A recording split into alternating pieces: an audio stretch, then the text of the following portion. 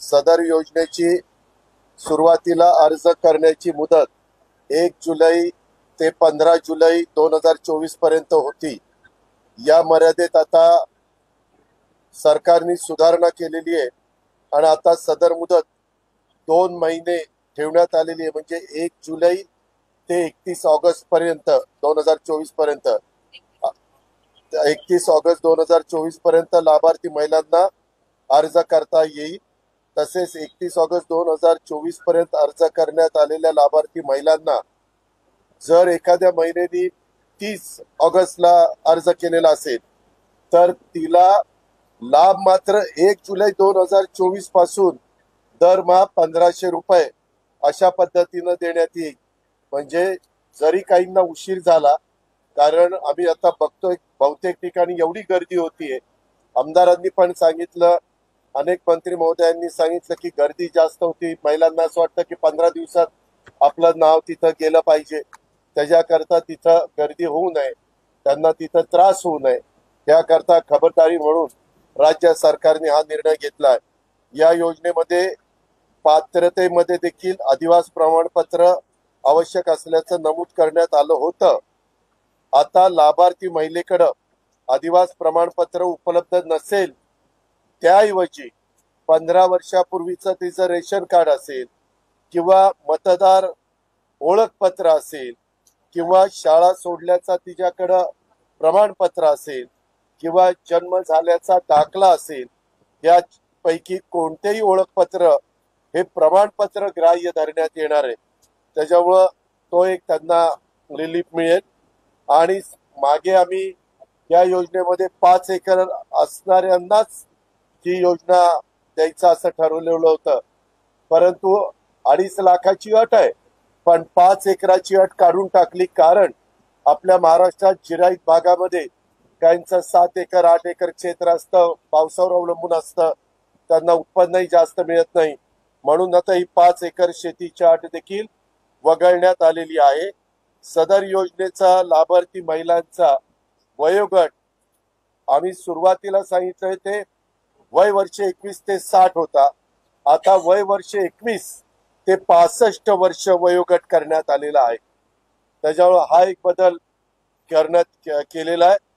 आणि विशेषतः महाराष्ट्राची बॉर्डर आहे, त्या बॉर्डरवर जे आमचे महाराष्ट्रीयन लोक राहतात, त्यांनी जर शेजारच्या राज्यातल्या मुलीशी लग्न केलं तर काही प्रश्न निर्माण होऊ शकतात, म्हणून परराज्यात जन्म झालेल्या महिलांनी महाराष्ट्रातील अधिवास असणाऱ्या पुरुषाबरोबर विवाह केला असेल तर अशा बाबतीमध्ये त्यांच्या पतीचा जन्म दाखला चालेल, त्यांच्या महाराष्ट्रामधल्या पतीचा शाळा सोडल्याचं प्रमाणपत्र चालेल किंवा अधिवास प्रमाणपत्र देखील ग्राह्य धरण्यात येईल। त्यामुळं त्यांना तिकडनं ते दाखला वगैरे आणणं ह्याच्यात जो त्रास होणार आहे तो त्रास ह्याच्यातनं कमी होईल। 2.5 लाख रुपये उत्पन्न दाखला उपलब्ध नसेल तर त्याऐवजी त्या कुटुंबाकडे पिवळं किंवा केशरी रेशन कार्ड उपलब्ध असेल तर त्यांना 2.5 लाख रुपये उत्पन्नाचा दाखला ही प्रमाणपत्रातनं सूट देण्यात आलेली आहे। म्हणजे केशरी आणि आमच्या पिवळ्या रेशन कार्ड धारकांना दाखल्याची गरज नाही 2.5 लाख उत्पन्नाच्या। आणि सदर योजनेमध्ये समजा कुटुंबातील एका पात्र अविवाहित महिलेला सुद्धा योजनेचा फायदा देण्यात येईल। म्हणजे जी पत्नी असती ती 21 ते 65 वयोगटातली असली तर तिला तर फायदा मिळणारच आहे, परंतु जर त्या पत्नीला 22 किंवा 23 वर्षाची मुलगी असेल आणि ती त्या घरातच राहत असेल तर त्याही भगिनीला आम्हाला हा फायदा द्यायचा, या योजनेचा लाभ द्यायचा। त्याच्यामुळं त्या कुटुंबातील एका अविवाहित महिला पात्र वयोगटात बसत असेल तर तिलाही लाभ मिळणार आहे। अशा पद्धतीने याच्यात बदल करण्यात आलेले। त्याबद्दल सभागृहात सांगितलेलं आहे, कुणालाही 1 पैसा देण्याची गरज नाही। थोड्याशा आमच्या महिला घाबरलेल्या होत्या, 15 जुलै पर्यंत आपला अर्ज गेला नाही तर आपलं कसं होणार, आता तर 31 जुलै पर्यंत दिली, 60 दिवस आहे.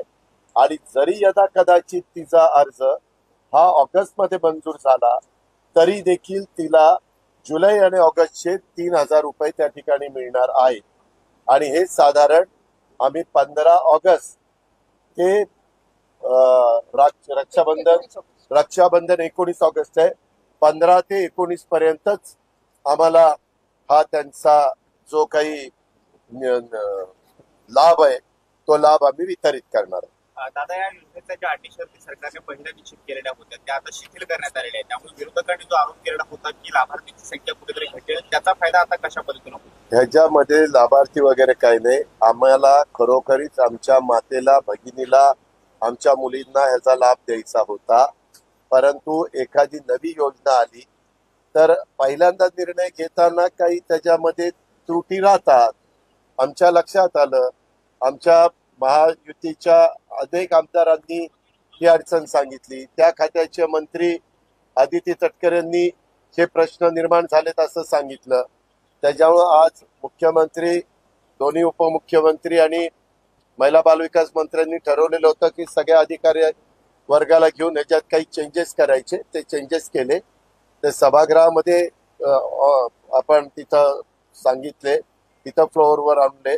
आणि तुमच्या मार्फत महाराष्ट्रातल्या चांद्यापासून बांद्यापर्यंत तमाम माझ्या मुलींना, माझ्या भगिनींना, माझ्या मातांना हा सगळा निरोप पोहोचवण्याचा आमचा प्रयत्न.